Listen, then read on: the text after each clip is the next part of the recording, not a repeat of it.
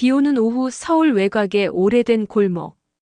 간판 글자가 반쯤 떨어진 은혜 세탁소 안. 강이만은 바지에 붙은 얼룩을 손톱으로 긁어내다 말고 손을 멈췄다. 전화기 옆에 놓인 찻잔 속 식은 커피엔 먼지가 둥둥 떠 있었다. 그는 천천히 손을 뻗어 전화기를 집어들었다. 단축번호 1번. 그 번호에는 단 한 사람의 이름이 저장되어 있다. 강유진. 하지만 그는 통화 버튼을 누르지 않았다. 항상 그렇다. 이 세탁소에서 그는 하루에도 몇 번씩 이 전화를 들었다 놓는다. 걸까? 말까? 입안에서 맴도는 말은 언제나 같았다. 이제라도 괜찮겠니? 하지만 상대는 그 말을 듣지 못했다. 그는 전화를 들고 있다가 손가락을 떼고 다시 내려놓는다. 아무 일도 없었다는 듯 오래된 재봉틀에 천을 올려놓고 다시 페달을 밟기 시작했다. 강이만은 올해 64. 동네에서 20년 넘게 세탁소를 운영하고 있다. 아내는 오래전에 세상을 떠났고 딸 유진은 그 이후로 연락이 끊겼다. 처음엔 편지를 보냈고 그 다음엔 연락처를 수소문했다. 하지만 딸은 모든 연락을 거절했다. 심지어 주민등록상 부녀 관계조차 말소되었다. 법적으로 그는 더 이상 딸의 아버지가 아니었다. 아저씨, 드라이 맡긴 거요. 다 됐어요? 갑자기 문이 열리며 학생이 들어온다. 희만은 놀란 듯 고개를 든다. 다 됐지. 저기 노란 비닐에 싸놓은 거.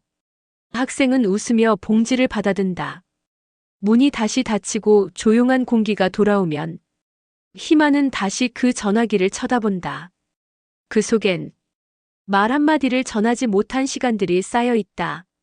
20년 전 그는 딸을 혼자 두고 떠났다. 아내가 세상을 떠난 바로 다음 날이었다. 장례식에 참석하지도 못했다. 장례식장 문 앞까지 갔다가 유진이 혼자 울고 있는 모습을 멀리서 보고 도망치듯 돌아섰다. 그 순간 딸의 인생에서도 그는 사라졌다. 내가 나를 미워해도 좋아. 근데 내가 너를 얼마나 그리워했는지는 언젠가 알게 될까? 그는 가끔 이 말을 혼잣말처럼 중얼거린다. 세탁기를 돌리는 소음 속에 묻힌 그 속삭임은 결국 그 누구에게도 닿지 못한다. 저녁 7시가 되면 희만은 가게 셔터를 내린다. 그리고 항상 그랬듯 작은 플라스틱 통에서 편지를 꺼낸다. 거기엔 20년째 쓰고 있는 문장이 있다. 유진아, 생일 축하한다. 오늘도 너한테 전화하려다 못했어. 다음엔 꼭 걸게. 아빠가. 그는 그 편지를 봉투에 넣고 우체국으로 향한다. 등기로 보낼 준비를 한다. 하지만 우체국 직원은 묻는다. 아버님, 이 주소 계속 반송되는데요. 이번에도 똑같을 겁니다. 희만은 작게 웃으며 말한다. 그래도 보내야 마음이 좀 편하거든요. 그는 그 편지를 보내고 돌아온다. 그리고 문 앞에서 한참을 하늘을 바라본다. 오늘도 비는 그치지 않았다. 그는 마음속으로 되낸다. 전화 한 통이면 됐을 텐데. 근데 그 한 통이 이렇게 어려울 줄은 몰랐다. 서울 서초구. 고층 빌딩들이 빽빽이 들어찬 거리. 그 속에 자리한 로펌 사무실 안. 강유진은 컴퓨터 화면을 응시하며 한자 한자 계약서를 검토하고 있었다. 하이힐을 벗은 채 의자에 다리를 꼬고 앉아 있는 그녀는 어떤 감정도 묻어나지 않는 눈빛이었다. 시간은 오후 11시 40분. 사무실 안엔 그녀 혼자였다. 이건 늘 있는 일이었다. 강유진 35세. 국내 최상위 로펌 해송의 소속 변호사. 수많은 사건을 승소로 이끈 주역이자 밤 12시에 퇴근하는 것이 일상이 된 워커홀릭. 하지만 아무리 많은 케이스를 승소해도 그녀가 이기지 못한 단 하나의 사건이 있었다. 자신과 아버지 사이. 유진 변호사님, 오늘도 야근하세요? 사무실 청소 아주머니가 조심스레 말을 건넨다. 유진은 그제야 고개를 든다. 네, 거의 다 했어요. 걱정 마세요. 아유, 젊은 분이 너무 고생이 많아요. 유진은 씩 웃으며 인사를 건넸지만 웃음은 눈까지 닿지 않았다. 청소 아주머니가 나가자 그녀는 다시 화면을 응시했지만 집중되지 않았다. 책상 오른쪽 서랍을 열자 그 안에는 오래된 종이 사진 한 장이 있었다. 흑백에 가까운 색감, 한 남자와 어린 딸. 사진 속 두 사람은 꼭 붙어 있었지만 이제는 서로가 서로에 없는 사람이었다. 내 인생에서 그 사람은 죽은 사람이에요. 그게 유진의 신념이었다. 아버지를 떠올릴 때마다 떠오르는 건 단 하나. 장례식. 엄마의 마지막 날. 자신은 유치원 앞에서 엄마가 다시 돌아올 거라 믿었는데 결국 영안실에서 얼어붙은 엄마의 얼굴을 보게 된 그날. 그때 강희만은 오지 않았다. 부고도 전했다. 시간도 넉넉히 줬다. 하지만 그는 끝내 모습을 보이지 않았다. 그날 이후 유진은 아버지라는 단어를 세상에서 지웠다. 그녀가 첫 취직을 하던 날, 그날도 아버지는 없었다. 대학교 졸업식, 사법고시 합격, 모든 순간에 그는 없었다. 가끔 길에서 자신보다 나이 든 여성을 부축하며 걷는 노인을 보면 이상하게 목이 맨다. 누구에게도 말하지 않았지만 그녀는 매년 자신의 생일마다 모르는 번호로 온 통화 기록을 확인하고 있었다. 하지만 매번 부재중. 그리고 발신자 없음. 그것이 그였다면 왜 한 번도 제대로 말하지 않았을까? 유진은 혼잣말처럼 중얼거린다. 전화 한 통이면 됐을 텐데. 그러다 다시 생각을 고쳐먹는다. 아니야. 그 사람은 아버지가 아니야. 그냥 사라진 사람이야. 며칠 뒤 유진의 사무실로 한 통의 전화를 받고 담당 비서가 조심스럽게 말을 건넸다. 변호사님 한 분이 병원에서 연락하셨는데 보호자 확인 관련해서. 유진은 눈을 가늘게 떴다. 병원? 예. 강희만 씨라고 혹시 아시는? 모르겠어요.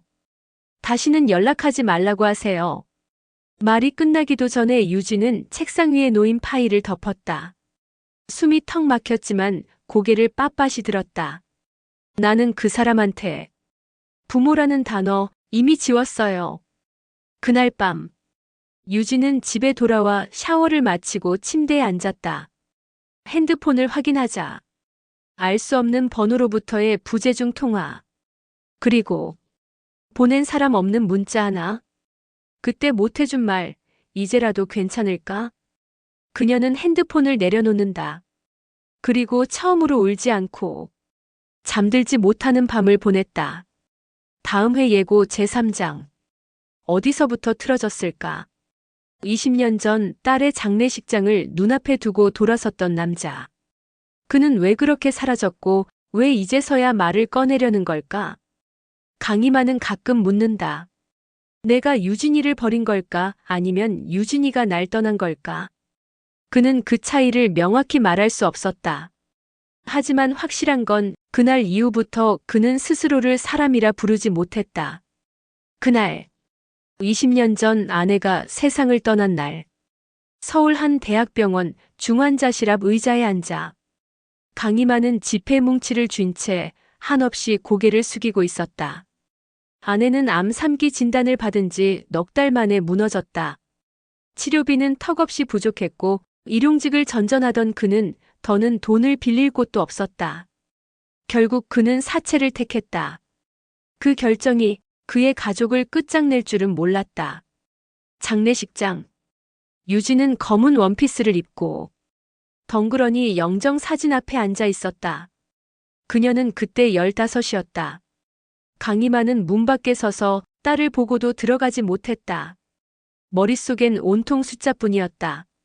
빌린 돈 5천만 원, 이자 6부, 한 달에 갚아야 할 300만 원. 그는 자책하며 중얼거렸다. 저 안으로 들어가면 그 돈도 인생도 끝나는 거야. 그는 자신이 아빠이기보다 빚쟁이의 그림자가 되어버렸음을 직감했다. 그날 밤 그는 짐도 없이 도시를 떠났다. 처음 도착한 곳은 대구의 한 고물상. 그곳에서 이창호라는 가명을 쓰고 하루하루를 버텼다. 잠자리는 창고 구석의 침낭이었고 식사는 늘 컵라면과 막걸리 한 사발이었다. 하지만 그보다 더 쓰라린 건 딸의 꿈속이었다. 어떤 날은 딸이 울면서 달려왔고 어떤 날은 차갑게 돌아서며 외쳤다. 당신은 아버지가 아니야. 그 말을 들은 아침엔 꼭 토를 하거나 한동안 말을 잊었다. 몇 년 후 그는 서울로 돌아왔다. 아무도 모르게 조용히. 그리고 은혜 세탁소를 열었다. 딸이 그 근처를 지나다니지 않을까? 언젠가 우연이라도 마주치지 않을까? 그 기대 하나로 낡은 가게를 18년째 지키고 있었다. 한 번은 정말로 그녀를 본 적이 있다. 신호등 앞. 차에 타려는 젊은 여인. 단정한 정장, 단발머리, 또렷한 눈빛. 그는 알아봤다. 그 아이가 자신의 딸 강유진이라는 걸. 하지만 그는 입을 열지 못했다. 유진아. 목이 막혔다. 숨이 차올랐다. 결국 딸은 그를 알아보지 못한 채 차를 타고 사라졌다. 그는 신호등이 파란불로 바뀌었는데도 한참을 그 자리에 서 있었다. 그날 밤 그는 술에 취해 오래전 찍은 사진을 꺼냈다. 아내와 유진 그리고 자신. 세 사람의 얼굴이 흐릿한 사진이었다. 어디서부터 틀어진 걸까? 내가 먼저였을까? 아니면 세상이 우리를 그렇게 만든 걸까? 그는 중얼거리다가 혼잣말처럼 덧붙였다. 그때 유진이 손 한 번만 잡았어도 이렇게까지 되진 않았을 텐데. 그는 매일 밤 그때를 되새긴다. 문 앞에서 들어가지 못한 순간, 전화기를 들었다가 놓았던 순간, 택배가 반송되어 돌아온 순간. 이 모든 게 하나의 질문으로 이어진다. 그때 못해준 말, 이제라도 괜찮을까? 하지만 그가 진짜로 무서운 건 그 대답이 아니야, 이미 늦었어. 일지도 모른다는 것이다. 우체국은 늘 그 자리에 있었다. 도시가 변하고 골목이 사라지고 사람이 바뀌어도 그 작은 창구 앞 붉은 바탕의 우체국 간판은 늘 한결같았다. 강희만에게는 그곳이 마지막으로 아빠일 수 있는 공간이었다. 매년 10월 12일 딸 유진의 생일이 다가오면 그는 틀림없이 편지를 썼다. 별것 없는 내용이었다. 종이도 펜도 싸구려였고 글씨는 손이 떨려 삐뚤빼뚤했다. 하지만 매 단어마다 그는 가슴을 쥐어뜯으며 썼다. 유진아, 생일 축하한다. 아직도 내가 웃는 모습이 눈에 선하다. 그때 그 말 하지 못해서 미안하다. 그리고 마지막엔 늘 같은 문장이 적혀 있었다.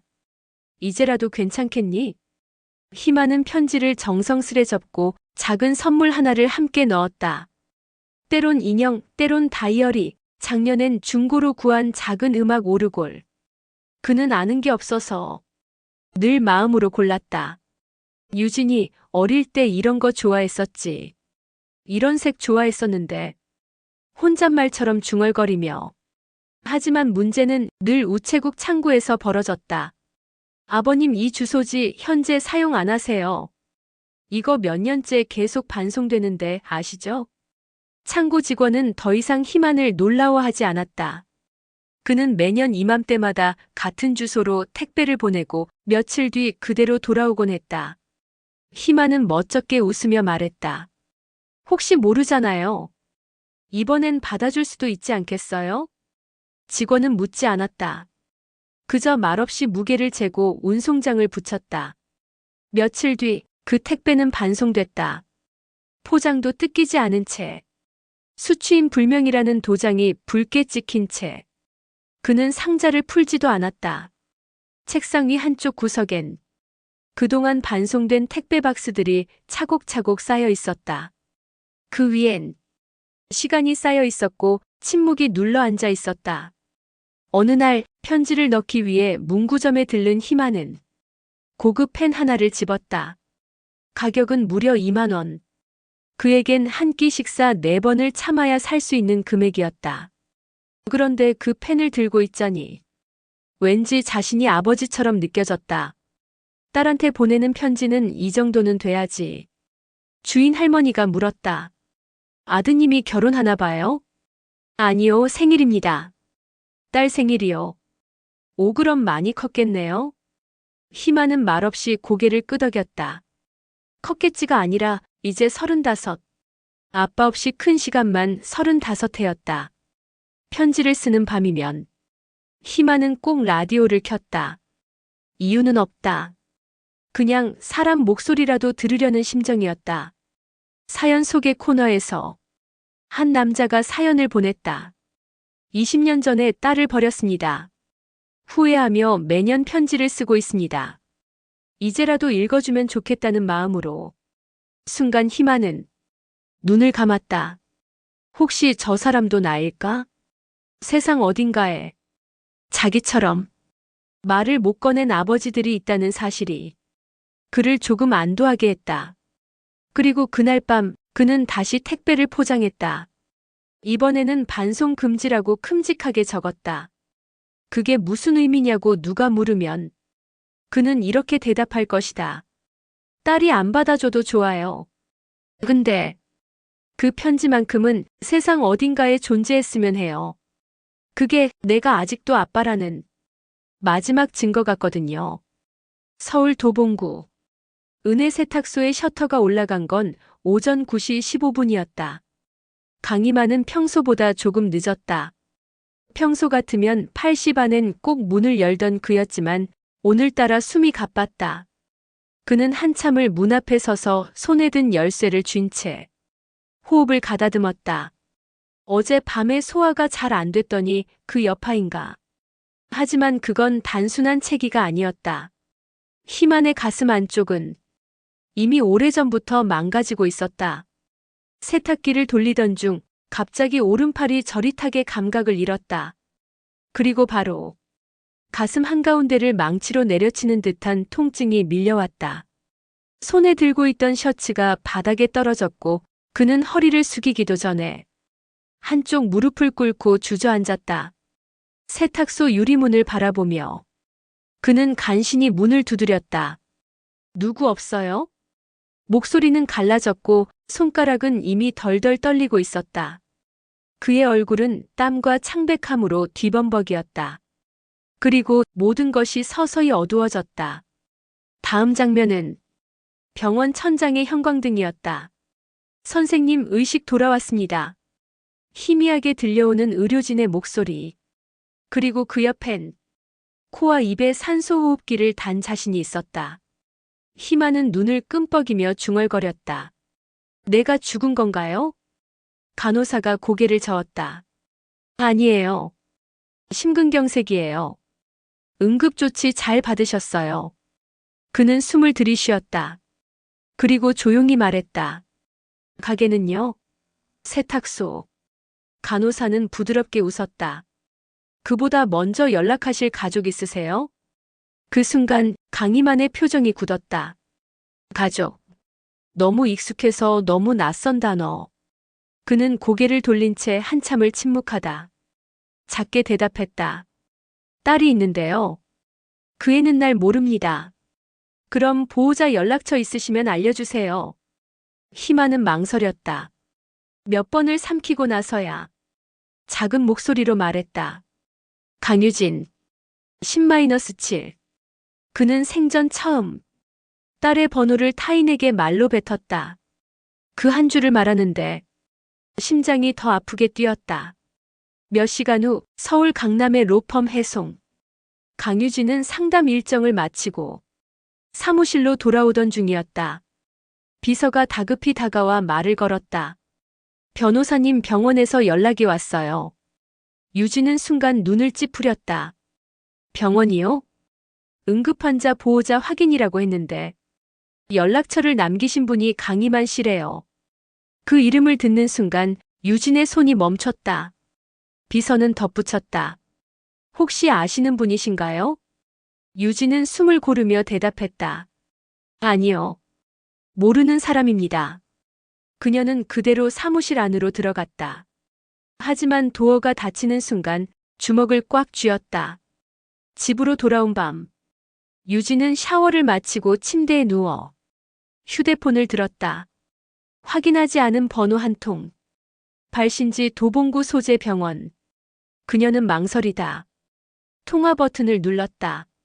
하지만 수화기 너머는 음성 안내였다. 환자는 병실에서 휴대폰 사용이 제한되어 있습니다. 그녀는 숨을 내쉬고 전화기를 내려놓았다. 그리고 침묵 속에서 작게 속삭였다. 그 사람, 왜 이 타이밍에 날 찾는 걸까? 그 시간 병실에 누워있는 강희만은 침대 머리맡에 있는 간호기록지를 응시하고 있었다. 그는 조용히 중얼거렸다. 유진이는 안 왔죠? 간호사가 고개를 숙였다. 죄송해요. 아직 연락 없었어요. 그는 고개를 끄덕이며 창밖을 바라봤다. 저 멀리 불빛들이 반짝이고 있었다. 딸도 저 불빛 속 어디에선가 하루를 마치고 있을까?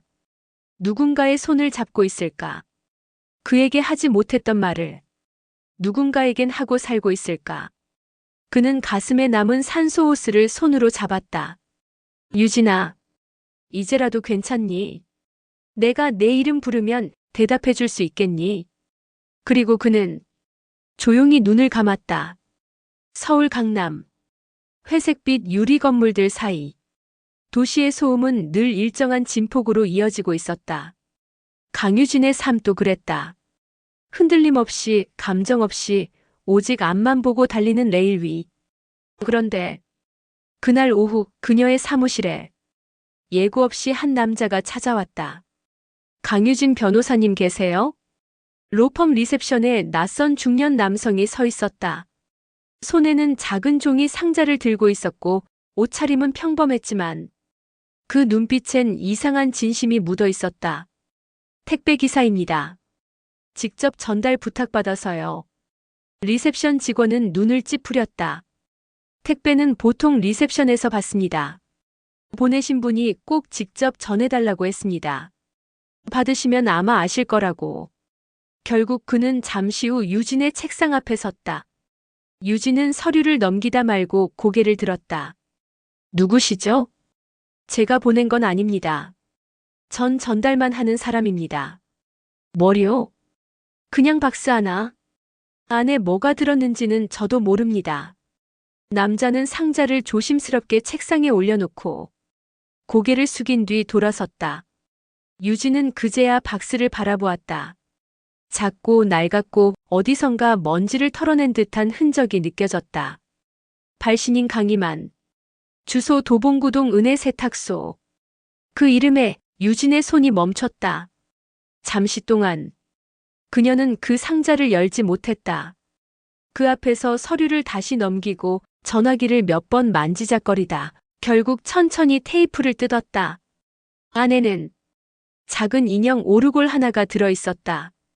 핑크빛의 유리구슬 안에 발레리나 인형이 들어 있었고 태엽을 돌리면 잔잔한 멜로디가 흐르는 구조. 그리고 그 아래엔 손글씨로 적힌 짧은 쪽지 하나. 유진아, 5살 때 백화점 진열대 앞에서 이걸 한참 바라보던 내 눈빛이 아직도 선하다. 그때 사주지 못했던 그걸 이제야 보낸다. 그때 못해준 말 이제라도 괜찮을까? 아빠가. 유진은 눈을 감았다. 그리고 그 백화점 장면이 20년의 시간 틈을 뚫고 기억 속으로 밀려 들어왔다. 비 오는 날. 엄마는 우산을 들고 아빠는 한 손에 커피를 들고 유진의 양손을 잡고 걷고 있었다. 장난감 매장 앞 그녀는 이 오르골 앞에서 10분 이상 서 있었다. 아빠 예뻐, 이거 진짜 예뻐. 그때 아빠는 말했었다. 조금 크면 사줄게. 지금은 안 돼. 그 조금은 끝내 오지 않았고 아빠는 그 후로 영원히 사라졌다. 그리고 지금 그 조금이 20년을 돌아 그녀 앞에 도착한 것이다.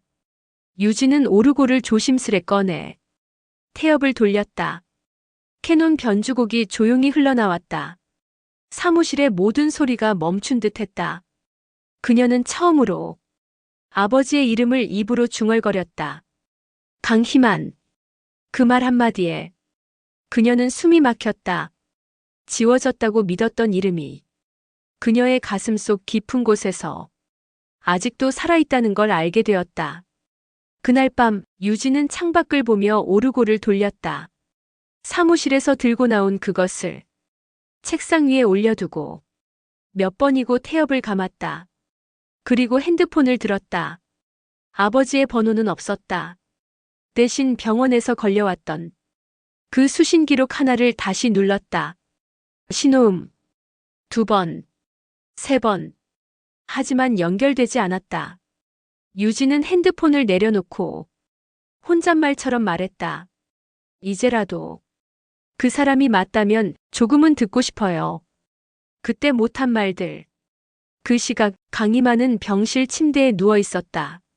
산소 호흡기는 떼었지만 몸의 절반은 여전히 마비된 상태였다. 간호사가 와서 물었다. 오늘도 따님 연락 없으셨어요? 혹시 기대하고 계셨나요? 그는 조용히 웃었다. 아니요. 기대는 내가 할 자격이 없는 거니까요. 그 말 속엔 체념이 아니라 희망을 포기한 사람의 온도가 담겨 있었다.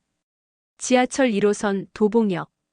서울의 북쪽 번화하지도 않고 낙후되지도 않은 이곳은 수많은 이들의 시작과 끝을 지켜보는 곳이다. 강유진은 이 역에 처음 내려보았다. 그녀의 발걸음은 늘 강남과 서초, 법원과 로펌을 오갔기에 도봉은 그녀 인생의 지도에 존재하지 않는 지역이었다. 그런데 그 지워졌던 공간이 오늘 그녀를 부르고 있었다. 택배 상자에 적힌 발신지 주소. 도봉구동 은혜세탁소. 유진은 네이버 지도를 몇 번이고 들여다보다 결국 직접 가보기로 결심했다. 가벼운 외투, 핸드백 안엔 그녀가 어릴 적 바라만 보다 사지 못한 오르골이 들어있었다. 그리고 그녀의 머릿속엔 20년 전 마지막으로 들은 아버지의 목소리가 한 음절씩 어지럽게 떠돌고 있었다. 역에서 나와 한참을 걸었다. GPS가 알려주는 도착지는 철길 바로 옆의 골목이었다. 그곳엔 간판이 반쯤 떨어진 작은 세탁소가 있었다. 은혜세탁소. 그곳은 지금 문이 굳게 닫혀 있었다. 벽엔 입원으로 인한 휴업이란 종이가 붙어 있었고 고무줄로 묶은 셔츠 뭉치가 안에서 빛바래고 있었다. 유진은 주변을 둘러보다 근처 분식집을 발견하고 들어갔다. 저기요, 혹시 이 앞 세탁소 하시던 분? 아주머니는 그녀를 보자마자 고개를 끄덕였다. 아, 강 사장님. 병원 가셨어요.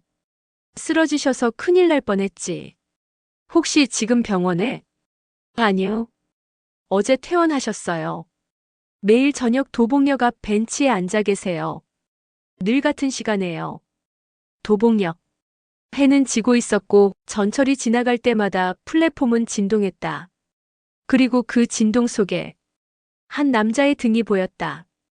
구부정한 어깨, 얇은 재킷, 손엔 작은 종이봉지를 쥐고 가만히 하늘을 바라보는 모습.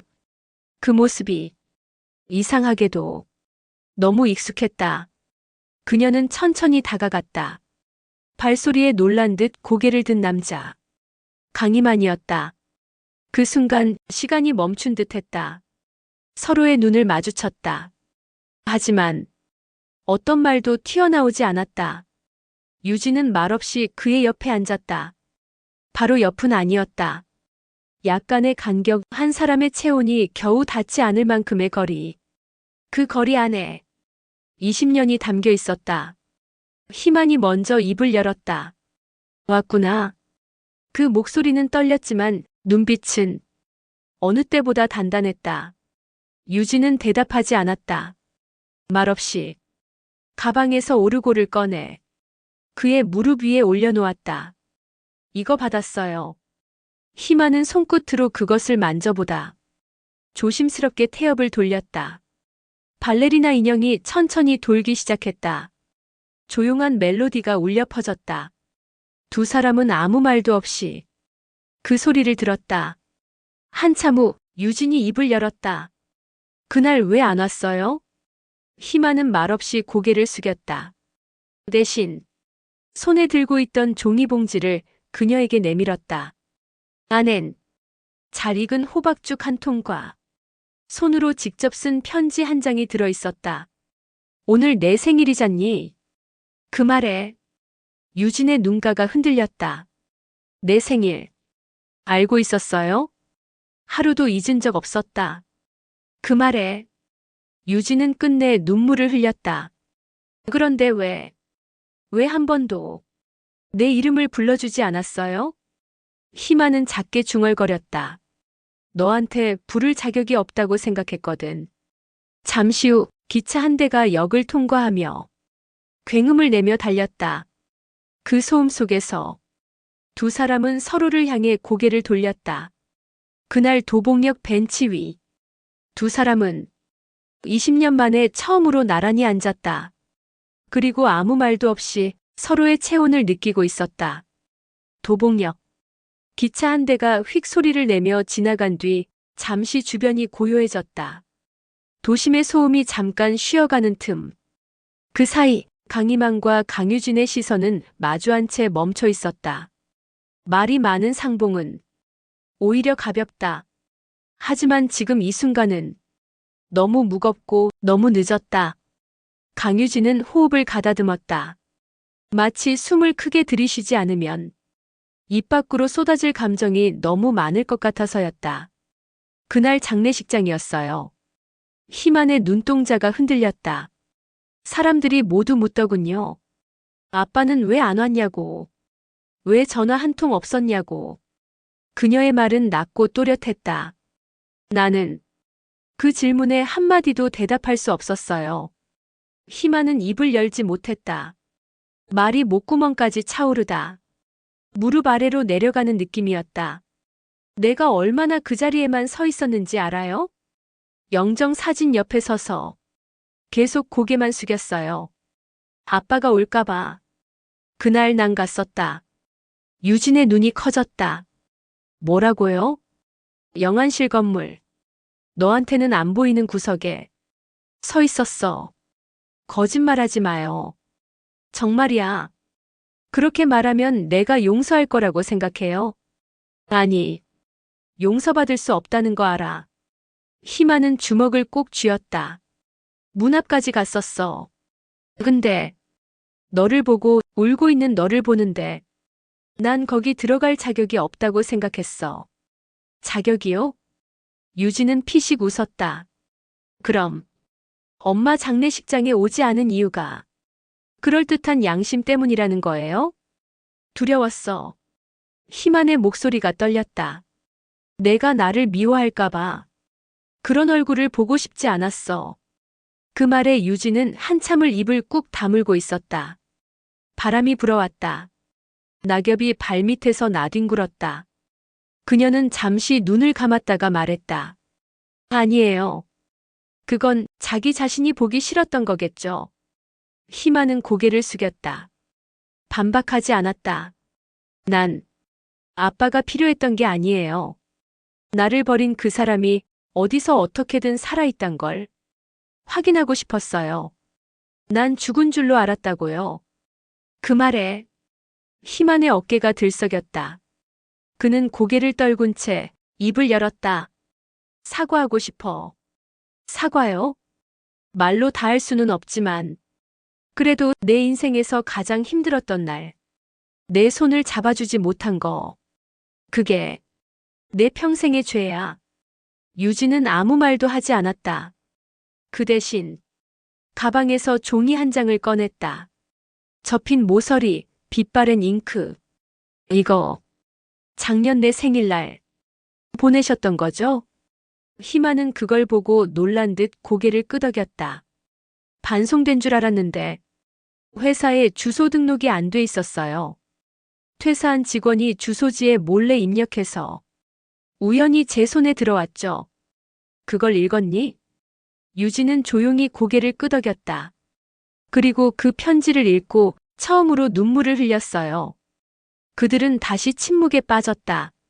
말보다 깊은 시간이었다. 말로는 사과가 완성되지 않았다. 그건 마음이 무릎을 꿇는 일이었기에.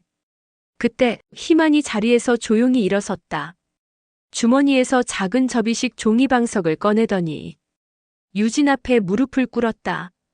도봉역 대합실 한가운데에서 중년 남자가 딸 앞에 무릎을 꿇었다. 이제라도 그때 못해준 말 지금 하게 해줘. 유진아, 미안하다. 유진의 눈이 크게 흔들렸다. 주변의 시선, 행인들의 수군거림, 기차가 들어오는 소리조차 그녀에겐 들리지 않았다. 그저 무릎 꿇은 그 사람이 자신의 아버지라는 사실만이 너무도 뼈저리게 느껴졌다. 가을 햇살이 부드럽게 창가에 스며들던 오후, 도봉구의 작은 병원 병실. 강의만은 회색빛 환자복을 입은 채 천천히 창문 쪽으로 몸을 돌렸다. 거기엔 아직 채 벗지 못한 은행잎이 몇 장. 바람에 흔들리고 있었다. 바깥 세상은 고요했다. 하지만 그의 가슴속은 지금껏 단 한 번도 경험하지 못한 따뜻함으로 출렁이고 있었다. 강유진이 매일 오고 있었다. 처음 며칠은 서로 어색했다. 유진은 늘 같은 시간에 찾아와 음식을 놓고 말없이 앉아 있다가 짧게 몇 마디 안부만 건네고 갔다. 그녀는 여전히 무겁고 차가워 보였지만 그 속엔 매일 조금씩 무너지고 있는 딸의 마음이 담겨 있었다. 희망은 그런 딸을 향해 조심스러운 미소만 지었다. 딸에게 아버지가 할 수 있는 게 이제는 그것뿐이었으니까. 어느 날 유진은 작은 종이봉투 하나를 꺼냈다. 옛날 사진들 정리하다가 나왔어요. 엄마가 찍어줬던 거. 희망은 조심스럽게 그 봉투를 열었다. 거기엔 어린 유진을 안고 있는 젊은 강희만의 사진이 있었다. 아내가 생전 마지막으로 남긴 가족 사진이었다. 사진 속 아버지는 지금보다 훨씬 야위었고 유진은 2살쯤 되어 보였다. 희망은 사진을 보며 입술을 깨물었다. 이때가 가장 행복했던 시절이었지. 유진은 말없이 고개를 끄덕였다. 아빠. 그 단어는 정말 오래간만에 그녀 입에서 흘러나온 것이었다. 희망은 놀라서 고개를 들었다. 응. 우리 지금 한 장 같이 찍을래요? 그 말에 병실 안 공기가 바뀌었다. 유진은 핸드폰을 꺼내 병실 조명 아래로 의자를 옮겼다. 희망은 수줍게 웃으며 옷깃을 다듬었다. 간호사가 들어오자 유진은 부탁했다. 혹시 사진 한 장만 찍어주실 수 있을까요? 간호사는 환하게 웃으며 고개를 끄덕였다. 물론이죠. 부녀 사진 한 장 따뜻하게 남기셔야죠. 희망과 유진은 나란히 앉았다. 한 사람은 주름진 손을 무릎에 올리고 한 사람은 살짝 기댄 채 입꼬리를 올렸다. 찰칵. 소리 하나에 20년의 공백이 순간적으로 메워지는 기분이었다. 사진을 확인한 유진은 조용히 희망에게 보여줬다. 괜찮죠? 희망은 오래 보지 못했다. 눈이 자꾸 흐려져서 정말 고맙다. 이 사진 하나면 이제라도 아빠가 된 기분이야. 그날 밤 유진은 병실 문을 나서기 전 희망의 이마에 이불을 덮어주며 말했다. 내일도 올게요. 희망은 말없이 고개를 끄덕였다. 그녀가 병실을 나간 뒤 희망은 다시 그 사진을 꺼내 베개 밑에 넣었다. 그리고 속으로 중얼거렸다. 이제 다 이룬 걸까? 하지만 그 다음 날 아침 유진이 병실에 도착했을 땐 침대가 비어 있었다. 침구는 정리되어 있었고 침대 위에는 종이 한 장만 놓여 있었다. 정밀 검사 중. 잠시 병동 이동. 그녀는 한참을 그 자리에 서 있었다. 그 사진이 첫 번째이자 마지막일 수도 있다는 예감이 등줄기를 싸늘하게 훑고 지나갔다. 병원 7층 심장내과 중환자실 앞. 유진은 한 손에 커피를 든 채 한참을 자동문 앞에 서 있었다. 정밀 검사 중입니다. 보호자 대기 부탁드립니다. 새하얀 벽면, 마스크를 쓴 사람들, 끊임없이 울리는 심전도 기계 소리. 그 속에서 유진은 자신이 어떤 얼굴로 여기 서 있는지를 도무지 알 수 없었다. 간호사가 조심스레 다가와 말을 건넸다. 보호자분 맞으시죠? 검사 결과가 나왔어요. 유진은 고개를 끄덕였다. 간호사는 잠시 망설이다 차분히 말했다. 심장 기능이 많이 약해진 상태입니다. 갑작스럽게 진행된 퇴행성 변화로 시간이 그렇게 많지는 않으실 거예요. 그 한마디에 유진의 손끝이 떨렸다. 얼마나? 확답은 어렵지만 당장은 퇴원하시겠지만 1년을 넘기기 어려울 수도 있습니다. 유진은 멍한 얼굴로 창밖을 바라봤다. 그녀의 손에는 지난밤 함께 찍은 사진이 들려 있었다. 그 속에 아버지는 많이 늙었고 많이 초라했지만 그 눈빛만은 분명히 아버지였다. 유진은 조용히 입술을 깨물었다. 이제야 왔는데 왜 이렇게 시간이 빠르죠? 며칠 후 강희만은 일반 병실로 옮겨졌다. 그는 창가에 앉아 조용히 가을 하늘을 바라보았다. 유진이 문을 열고 들어오자 그는 느릿하게 고개를 돌렸다. 왔구나. 응, 아빠. 점심 드셨어요? 간호사 선생이 죽 끓여줬어. 배는 안 고파. 유진은 작은 도시락을 꺼냈다. 호박죽. 아빠 좋아했잖아. 기억하네. 두 사람은 말없이 식사를 함께 했다. 숟가락 부딪히는 소리만 병실에 잔잔히 울렸다. 식사를 마친 뒤 희만은 천천히 입을 열었다. 유진아, 내가 내 이름 부를 자격 없다고 늘 생각했었는데 이젠 불러도 돼? 유진은 미소 지으며 고개를 끄덕였다. 아빠, 그 단어는 마치 두 사람 사이에 20년 동안 얼어있던 얼음장을 녹이는 따뜻한 바람처럼 퍼졌다. 그날 밤 희만은 편지를 한 장 썼다. 자신의 글씨는 예전보다 더 떨렸지만 마지막이라는 생각으로 정성을 다해 꾹꾹 눌러 썼다.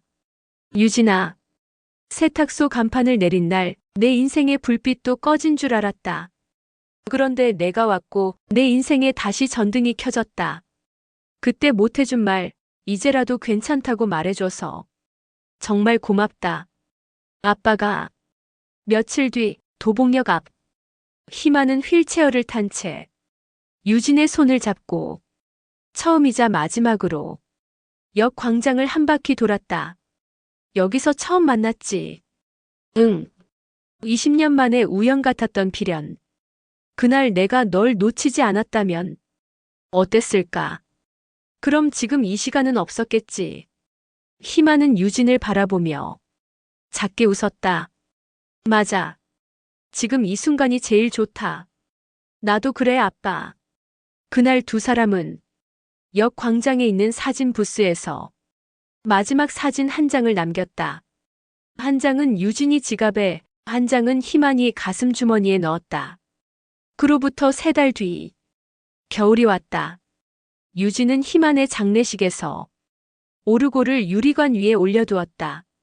그녀는 조용히 중얼거렸다.